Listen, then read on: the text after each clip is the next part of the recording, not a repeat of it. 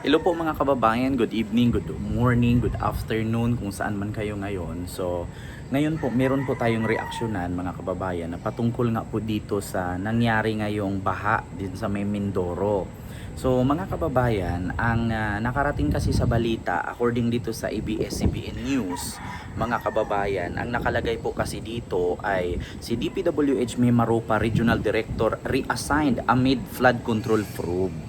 So mga kababayan, according po kasi dito sa Department of Public Works and Highway, kay Secretary Manuel Bunuan na inilipat daw si Engineer Gerald Pacanan to the agency central office amid an ongoing investigation into alleged irregular and substandard flood control project particularly in Oriental Mindoro. So mga kababayan, ito po yun. May pinapakita kasi sila dito mga kababayan na substandard daw itong mga flood control na to sa Oriental Mindoro.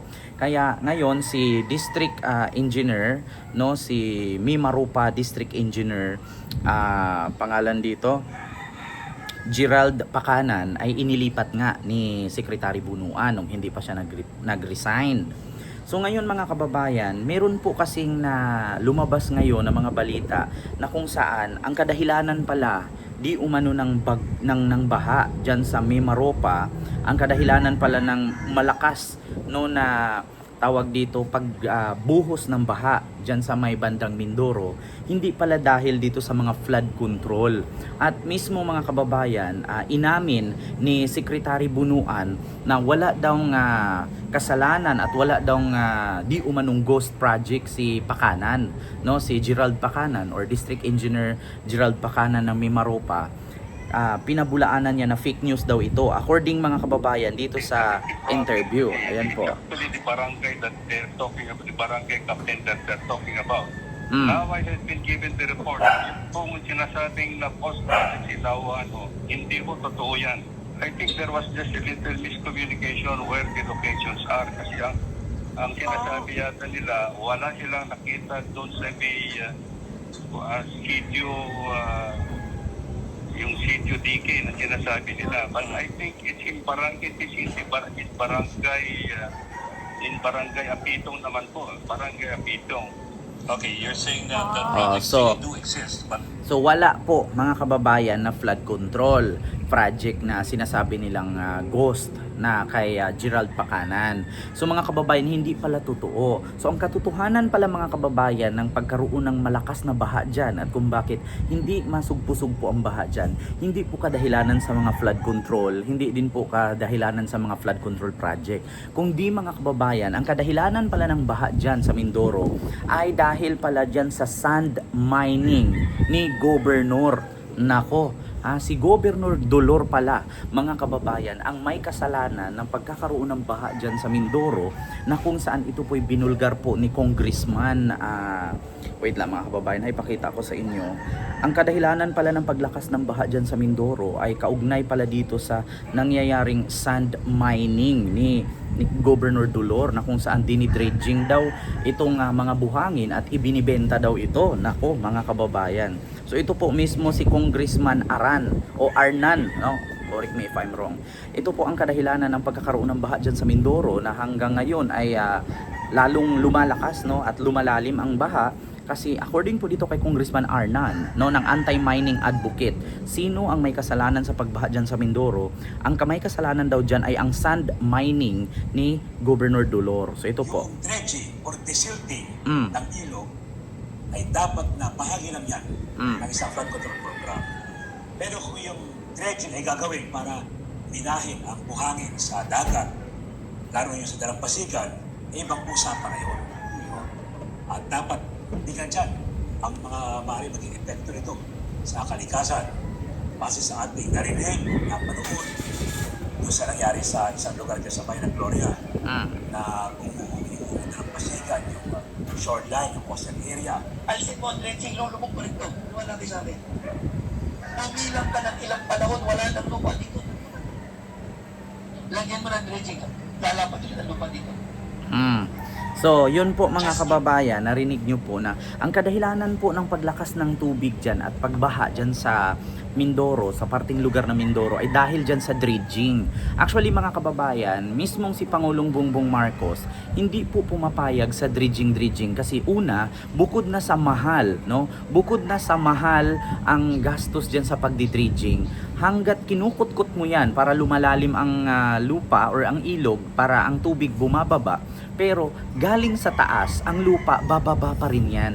No, kahit palalim ka ng palalim dyan, at saka ang dinadahilan dito ni Governor Dolor mga kababayan ay dredging daw, kaya mawawala daw ang baha. Mismong si Pangulong Bongbong Marcos hindi pumapayag pagdating sa dredging kasi halimbawa, itong area na to ilog. No, dito kukutkutin mo para lalalim ang tubig, bababa siya, hindi siya aapaw. Ang problema, yung ilog mula sa taas, pag nagbaha yan, may madadala yan na mga loam soil. Yung mga loam soil, yan yung mga nasa ibabaw na tawag dito lupa na pag nagbaha, nadadala. So, yung dinidredging mo dito sa unahan, natatabunan pa rin ng mga loam soil. Kaya mga kababayan, at ito pa ang nakarating mga kababayan na yan daw ang kadahilanan talaga mga kababayan ng paglalim ng baha dyan sa Mindoro ay dahil dyan sa sand mining ni Governor Dolor. At ito pa mga kababayan, ito po. So, ayan po ang nagawa nila dyan sa most outstanding.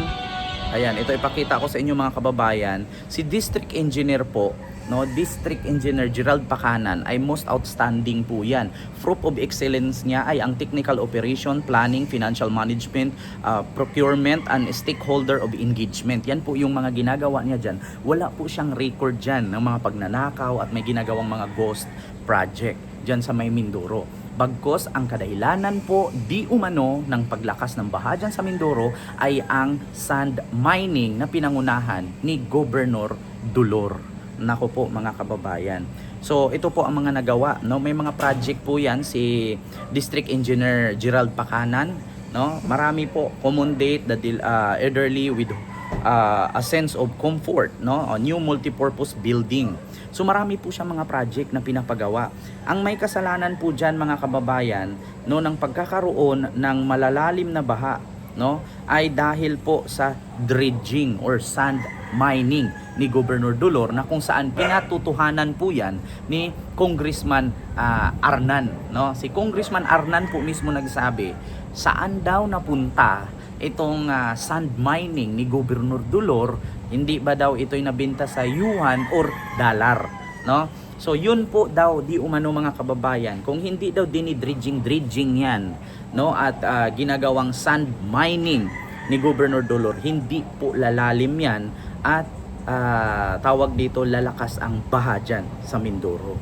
So hindi po nandahil sa ghost project, kasi mismong si Secretary Bunuan ng DPWH sinabi niya po na walang katotohanan yung issue nila patungkol kay District Engineer ng Mimaropa na si Engineer Gerald Pacanan. So wala pong nangyaring flood control project na ghost, wala pong ganun. So yun lamang po mga kababayan. So ang kadahilanan pala dyan, pwede nyo pong imbestigahan yung sand mining ni Governor Dolor. Nako po, ang daming nadadamay mula kay ang Congressman Arnan at kay Gerald Pacanan ng District Engineer ng Mimaropa na pagbibintangan. Yun pala ang may kadahilanan ng paglalim ng tubig dyan at paglakas ng baha ay ang dredging na sand mining ni Governor Dolor. According po yan kay Congressman Arnan.